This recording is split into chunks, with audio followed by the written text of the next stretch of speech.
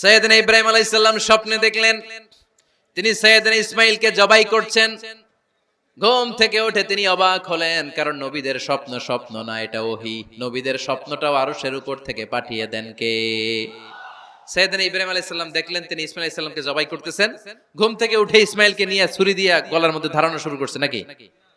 এরকম করছিলেন না, তিনি আগে মতামত চেয়েছেন। ফালাম্মা বালাগা মাআহু সা'য়া ক্বালা ইয়া বুনাইয়া ইন্নী আরা ফিল মানামি আন্নী আযবাহুক ফানজুর মাযা তারা।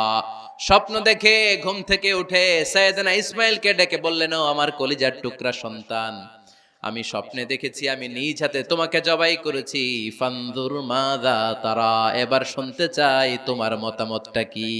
সুবহানাল্লাহ পড়েন। ফানজুর মাযা তারা, what do you think about it? What's your opinion about the issue? এই ব্যাপারে তোমার মতামত কি? নাকি ডাইরেক্ট অ্যাকশন? সাইয়েদনা ইব্রাহিম আলাইহিস সালাম কি ডাইরেক্ট অ্যাকশনে গিয়েছেন? কি করছেন? মতামত। এজন্য বাচ্চাদের মতামতের গুরুত্ব দিবেন তো?